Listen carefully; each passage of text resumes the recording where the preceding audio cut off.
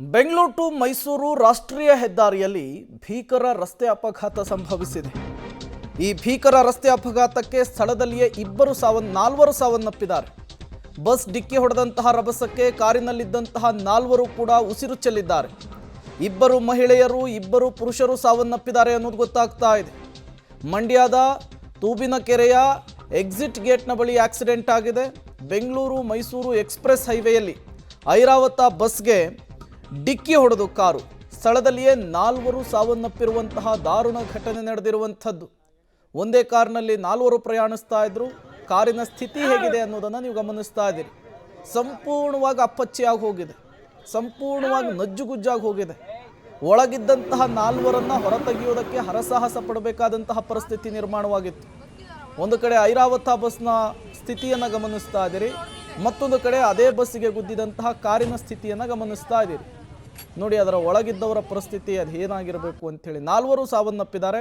Crane ಮೂಲಕ ಈ ಐರಾವತ ಬಸ್ಗೆ ಅಂಟಿಕೊಂಡಿದ್ದಂತಹ ಕಾರನ್ನು ಎಳೆಯುವಂತಹ ಕೆಲಸ ಆಗಿದೆ. ಇದೇ ಕಾರ್ನಲ್ಲಿಯೇ 4 ಜನ ಪ್ರಯಾಣವನ್ನು ಬಳಸ್ತಾ ಇದ್ರು ಅನ್ನುವಂಥದ್ದು. ಆ ನಾಲ್ವರನ್ನು ಕೂಡ ಹೊರತೆಗೆಯುವಂತಹ ಕೆಲಸ ಆಗಿದೆ. ನಾಲ್ವರು ಕೂಡ ಸ್ಥಳದಲ್ಲಿಯೇ ಉಸಿರನ್ನು ಚೆಲ್ಲಿದ್ದಾರೆ. ಮತ್ತಷ್ಟು ಡೀಟೇಲ್ಸನ್ನು ಕೊಡ್ತಾರೆ ರೋಹಿತ್, ದೂರವಾಣಿ ಸಂಪರ್ಕದಲ್ಲಿ ಜಾಯಿನ್ ಆಗಿದ್ದಾರೆ. ರೋಹಿತ್, ಭೀಕರ ಆಕ್ಸಿಡೆಂಟ್ಗೆ ನಾಲ್ವರು ಸಾವನ್ನಪ್ಪಿರುವಂತಹ ಘಟನೆ ಇದು. ಹೇಗಾಯಿತು ಆಕ್ಸಿಡೆಂಟು? ಜೊತೆಗೆ ಆ ನಾಲ್ವರು ಯಾರು ಅಂತ ಹೇಳಿ ಗುರುತು ಸಿಕ್ಕಿದೆಯಾ ಹೇಗೆ ಅಂತ? ಬೆಂಗಳೂರು ಮೈಸೂರು ಎಕ್ಸ್ಪ್ರೆಸ್ ವೇನಲ್ಲಿ ಆಗಾಗ್ಗೆ ಆಕ್ಸಿಡೆಂಟ್ಗಳಾಗ್ತಿತ್ತು. ನಿಟ್ಟಿನಲ್ಲಿ ಕೂಡ ಸಾಕಷ್ಟು ಜನರು ಪ್ರಾಣವನ್ನ ತೊರೆದಿದ್ರು. ಈ ನಿಟ್ಟಿನಲ್ಲಿ ಪೊಲೀಸ್ ಇಲಾಖೆ ಕೂಡ ಕ್ರಮವನ್ನು ತೆಗೆದುಕೊಂಡಿತ್ತು. ಅದಾಗಿ ಕೂಡ ಇವತ್ತು ಭೀಕರ ಅಪಘಾತ ಆಗಿರುವಂತದ್ದು ಮಂಡ್ಯದ ತೂಬಿನಕೆರೆ ಏನಿದೆ ಅಲ್ಲಿ ಒಂದು ಎಕ್ಸಿಟ್ ಇರುವಂತದ್ದು. ಆ ಎಕ್ಸಿಟ್ ನಲ್ಲಿ ಮುಂಭಾಗ ಹೋಗ್ತಿದ್ದ ಕಾರಿನ ಚಾಲಕ ಎಕ್ಸಿಟ್ ತೆಗೆದುಕೊಳ್ಳೋದಿಲ್ಲ.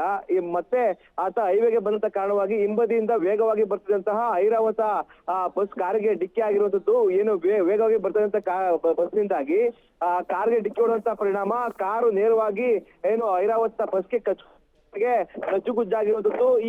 ಈ ಸಂದರ್ಭದಲ್ಲಿ ಕಾರಿನ ಒಳಭಾಗದಲ್ಲಿದ್ದಂತ 4 ಕೂಡ ಸಾವನ್ನಪ್ಪಿದ್ದಾರೆ. ಸದ್ಯಕ್ಕೆ ಆ 4 ಪತ್ತೆ ಆಗಿಲ್ಲ. ಅವರ ಗುರುತಿಗಾಗಿ ಪೊಲೀಸರು ಕೂಡ ಶೋಧ ಕಾರ್ಯ ಮಾಡ್ತಾ ಇದ್ದಾರೆ. ಸದ್ಯ ಮೃತದೇಹಗಳೆಲ್ಲವನ್ನು ಕೂಡ ಮಂಡ್ಯದ ಮಾರ್ಚರಿಗೆ ತೆಗೆದುಕೊಂಡು ಹೋಗಿರುವಂತದ್ದು. ಅಲ್ಲಿರುವಂತಹ ಆಕ್ಸಿಡೆಂಟ್ ಯಾಕಾಯ್ತು ಅನ್ನೋ ಕೂಡ ಪೊಲೀಸರು ಕೂಡ ತನಿಖೆ ಮಾಡ್ತಾ ಇದ್ದಾರೆ. Prem. Okay, thank you Rohit ತಮ್ಮೆಲ್ಲ ಮಾಹಿತಿಗಾಗಿ. ಸದ್ಯಕ್ಕೆ ಸ್ಥಳದ ಪರಿಸ್ಥಿತಿ ಹೇಗಿದೆ ಅನ್ನೋದನ್ನು ಗಮನಿಸ್ತಾ ಇದ್ದೀರಿ. ಸ್ಥಳೀಯರೆಲ್ಲ ಸುತ್ತುವರೆದಿದ್ದಾರೆ. ಮತ್ತೊಂದು ಕಡೆ ಕಾರು ಸಂಪೂರ್ಣವಾಗಿ ಅಪ್ಪಚ್ಚಿಯಾಗಿ ಹೋಗಿದೆ. ಕಾರಿನೊಳಗಿದ್ದವರನ್ನು ಹೊರತೆಗೆಯುವಂತಹ ಕೆಲಸ ಆಗಿದೆ. 4 ಕೂಡ ಸ್ಥಳದಲ್ಲಿಯೇ ಸಾವನ್ನಪ್ಪಿರೋರು. 4 ಗುರುತು ಇನ್ನೂ ಕೂಡ ಪತ್ತೆಯಾಗಿಲ್ಲ. ಅತಿ ವೇಗದಿಂದ ಈ ಆಕ್ಸಿಡೆಂಟ್ ಆಗಿದೆ ಅನ್ನುವಂತಹ ಮಾಹಿತಿ ಸಿಗ್ತಾ ಇರುವಂಥದ್ದು.